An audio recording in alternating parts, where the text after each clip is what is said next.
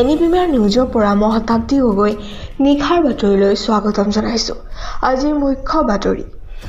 কাৰ্বি আংলং স্বায়ত্তশাসিত পৰিষদ আৰু জিলা প্ৰশাসনৰ প্ৰয়ত্নৰ ফলত কাৰ্বি আংলঙৰ পৰ্যটন সাৱৰ অগ্ৰসৰ।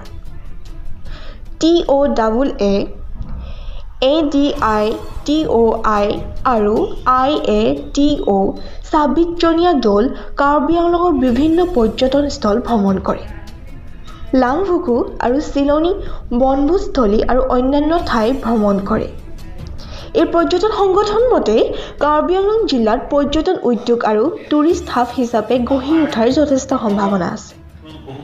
২০ ডিচেম্বৰ দুপৰীয়া ১ মান বজাত ডিফু চাৰ্কিট হাউচত এটি পৰ্যালোচনা সভা আয়োজন কৰে। এই সভাত কাৰ্বি আংলং জিলা হৈ সকলোকে আদৰণি জনাই বিশিষ্ট সাংবাদিক সঞ্জু বৰাই। তেওঁ কয় যে যদিও অতীতত কাৰ্বি আংলং জিলাত কিছু অপ্ৰিয় ঘটনা ঘটিছে যদিও আজি কাৰ্বি আংলং জিলাত পূৰ্ণ শান্তি বিৰাজ কৰিছে, যিয়ে পৰ্যটকক আকৰ্ষণ কৰাত সহায় কৰিব। নিৰাপত্তা বিষয়ে কাৰ্বি আংলং জিলাৰ আৰক্ষী অধীক্ষক সঞ্জীৱ কুমাৰ শইকীয়াই আশ্বাস দিয়ে যে পৰ্যটন নিৰাপত্তা কোনো অসুবিধা নাই, যদিহে আগতীয়াকৈ জাননী দিয়ে। অন্য বক্তাই পৰামৰ্শ দিয়ে যে পৰ্যটন বিভাগে নিজৰ দায়িত্ব ভালদৰে পালন কৰিব লাগিব, কাৰণ কিছু কাৰ্য পৰ্যটন বিভাগৰ অৱহেলাত মাত্ৰ কাগজ পত্ৰতহে সীমিত হৈ আছে। সুপ্ৰসিদ্ধ অভিনেতা ৰাজীৱ ক্ৰ নিজৰ অভিজ্ঞতা আগবঢ়াই কয় যে কিদৰে তেওঁ ডিফুৰ বিৰলাস্থিত ভূমিত গছৰ ওপৰত চাংঘৰ সাজি ৰাষ্ট্ৰীয় নহয় আন্তঃৰাষ্ট্ৰীয় পৰ্যটককো সেৱা প্ৰদান কৰিছে আৰু এই ছুটী কালছোৱাত ১০০০ টাতকৈও অধিক পৰ্যটক তেওঁৰ চাংঘৰত আহি ভালেই কেইদিন থাকি তেওঁৰ হাতেৰে ৰন্ধা খাদ্য গ্ৰহণ কৰি অতি আনন্দিত হৈছোঁ বুলি কয়।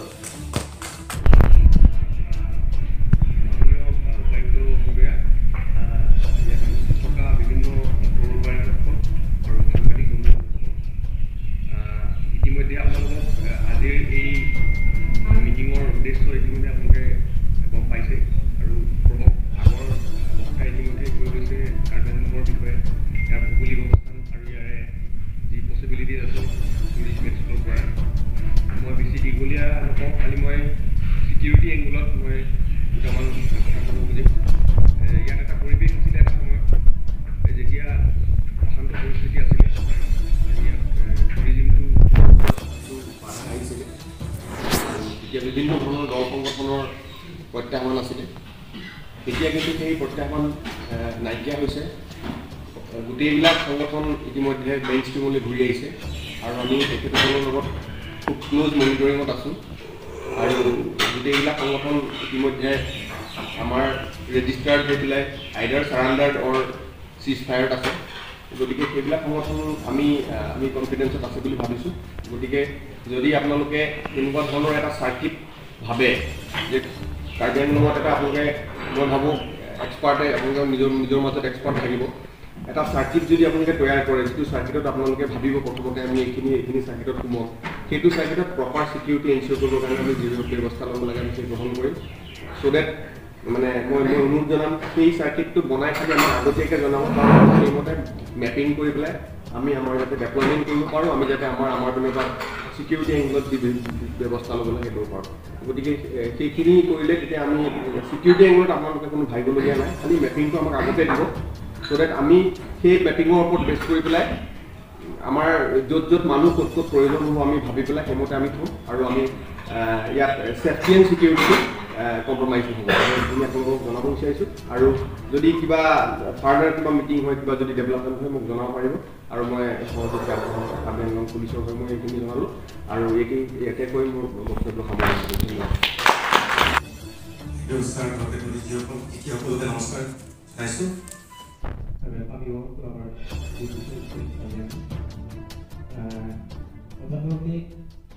মই নিজে নাজানো আচলতে এক্সিডেণ্টেল মই ইনভলভ হৈ আছোঁ আচলতে ক'ভিডৰ পাছৰ পৰা ক'ভিডৰ কাৰণে আশীৰ্বাদ যেতিয়া যোৱা বছৰ ক'ভিড হৈছিলে তেতিয়া মনো হৈছিলোঁ তাত অলপ ভাল পোৱা নিজকে ইয়াতে মই দেউতাকে মাতি আছিলোঁ পৈতৃক সম্পত্তি দেউতাক 1% দি থৈ যাতে মই 20 বিঘা মাটি আনি পেলাই থৈ দিছিলোঁ after 30 years I came back to that so one is that way I feel like কি কৰি উঠি জিন্দগী চলি আছে কিন্তু কোভিড এনেকৈ কোবাই দিলে সেইটো আৰু মানুহ সম্ভৱ নহয় মানুহ কি যাব আৰু এতিয়া মই ষ্ট্ৰাগল কৰাৰ বয়স নাই এতিয়া অলৰেডি মই হেল্থ টেনশ্যন পাবলৈ উঠি দিছোঁ নাই গতিকে ইয়াত নিজে একচুৱেলি কৰিব কাৰণে চাংঘৰ এটা বনাইছিলোঁ বহুত যেতিয়া ভাটা কথা আছে মোৰতো কাটিব নালাগে ইয়াতে আমি কংগ্ৰেছ ঘৰ এটা বনাই পুখুৰী চাফা কৰিম 3 বিঘা পুখুৰী এটা আছে মোৰ পুখুৰী চাফা কৰি দিনৰ ৰেট কৰিব কাৰণে ঘৰ বনাই দিম ইয়াতে ইমানে ডাঙৰ বনাই দিলে বহুত ডাঙৰ হ'ব 25-50 বনাই হাজিৰা ইমান দিন মাৰি মাৰি তাৰপিছত ইমানে ওখ হৈ গ'ল নিয়াৰো 15 ফুট হৈ গ'ল সেইকাৰণে কৈছে যে আৰু এটা কলম ফ্ল'ৰ বনাই দিয়ে সেইটো মই কিচেনৰ ওপৰ হৈ থাকিম দৰ্জা খিৰিকী পিঠাগুড়ি দেখা পাব দৰ্জা খিৰিকী মোৰ নাই কলা পাতি মোৰ নাই গেট পৰ্যন্ত মোৰ নাই টোটেল অপেন গতিকে সেই তেনেকৈ লাহে লাহে ডেভেলপ কৰি 16 তাৰিখে 16 ডিচেম্বৰ যোৱা বছৰ 16 ডিচেম্বৰ জুবিন ইনগ্ৰেশ্যন কৰিছিল তো এবছৰ কমপ্লিট হৈছে এই এবছৰত মই এক্সপিৰিয়েঞ্চৰ ফালৰ পৰা কৈছোঁ যে মই কিছু নাজানো গতিকে এক বছৰ অফিচত মোৰ দেন 1000 টুৰিষ্ট মোৰ তাত আহিছে আচলতে ৰেকৰ্ড মেইনটেইন কৰিছিলোঁ 430 কিন্তু লগত মই লিখিছোঁ তেনেকৈ সেইটো 10 জন আহিছে মানুহজনৰ আমি কিতাপৰ পাইছে 25 কেলমান আমি লিখিব পাৰিব এতিয়া এই মানে মুখত আমি লিখিব বেয়া কৰি আগতে আমি ফালতু চিন্তা কৰিব লাগে আমি আছোঁ সরকার করব আর যদি আর সেকেন্ড হচ্ছে আপনারা হসপিটাল আতিথ্য হসপিটালিটি ইয়ার মধ্যে মই যদি কাম করিস না জেলার প্রাকৃতিক আমন্ত্রিত বিভিন্ন অর্গানাইজেশনের পৰা থকা টুৰ অপাৰেটৰ ডেভেলপাৰ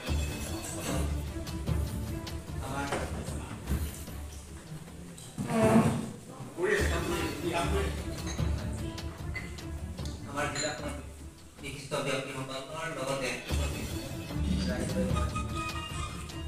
আন্তৰিক অভিনন্দন জনাইছোঁ মই আচলতে ইয়াৰ ওপৰত বিশেষ ধৰণে প্ৰস্তুত হৈ অহা নাছিলোঁ তথাপি মোক ক'বলগীয়া কাৰণে দুআষাৰ কম বুলি থিৰাং কৰিছোঁ কাৰ্বি আংলং জিলাখন অসমৰ ভিতৰতে বৃহত্তম জিলা আপোনালোকে জানে ইয়াৰ এৰিয়া ফালৰ পৰা চাইজৰ ফালৰ পৰা বৃহত্তম জিলা প্ৰায়